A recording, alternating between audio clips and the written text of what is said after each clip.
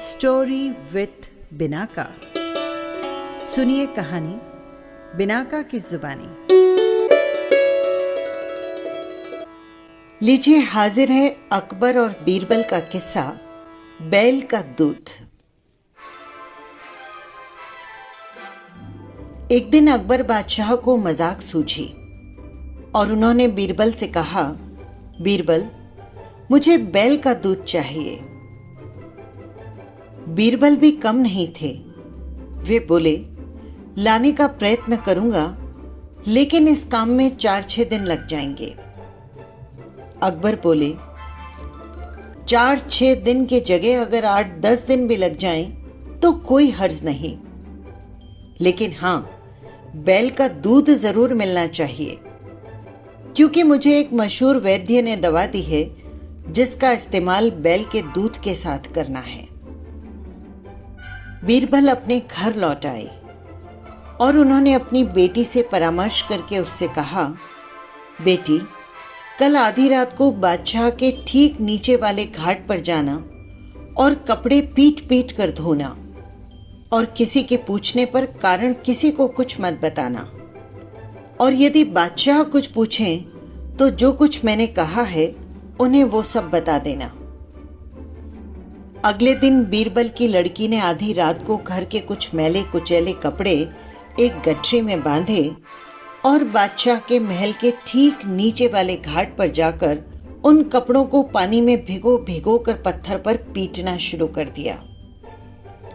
रात के सन्नाटे में जोर जोर से कपड़े पीटने से फट फट फट कर्ण भेदी स्वर गूंजने लगा। बादशाह की नींद भंग हो गई।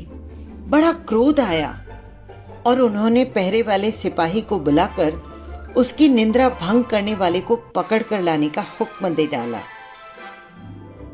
आज्ञा पाकर सिपाही घाट के पास पहुंचा तो उसने देखा कि एक 18-19 वर्ष की सुंदर सी युवती वहां पर कपड़े धो रही है। सिपाही ने जब उस युवती से बेवक्त ऐसा करने का कारण पूछा और बादशाह के सामने उपस्थित होने के लिए कहा,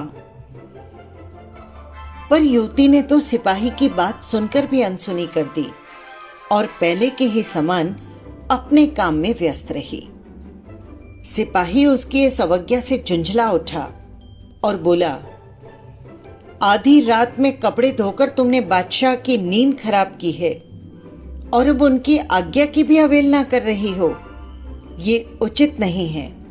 भलाई इसी में है कि हमारे साथ बादशाह के सामने चलो। युवती तो यही चाहती ही थी। वो सिपाही के साथ चल दी और थोड़ी ही देर में वो बादशाह के सामने पहुंच गई।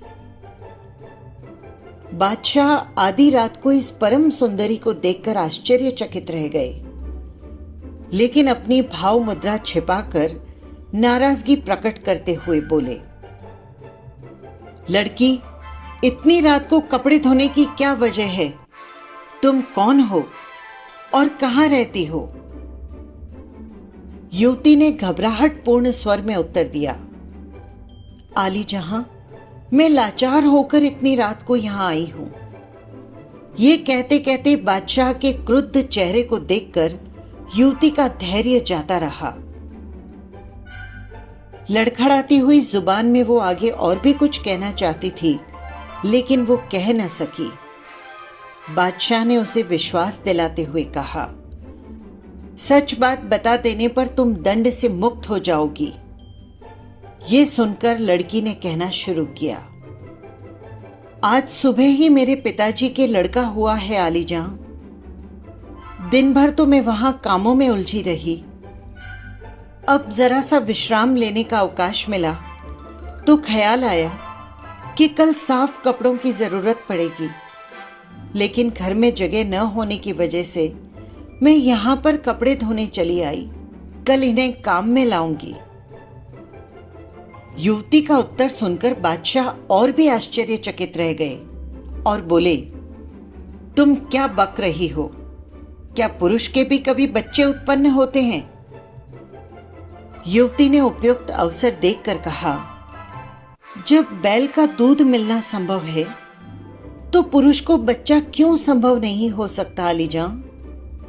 अब बादशाह को अपनी बात का स्मरण हो आया और उन्होंने युवती से पूछा, क्या तुम बीरबल की पुत्री हो? युवती चुप रही, लेकिन बादशाह समझ गए कि ये बुद्धिमानी बीरबल की ही है।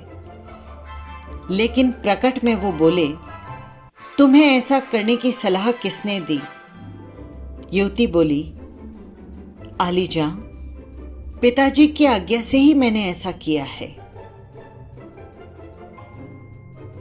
ये था अकबर और बीरबल का किस्सा।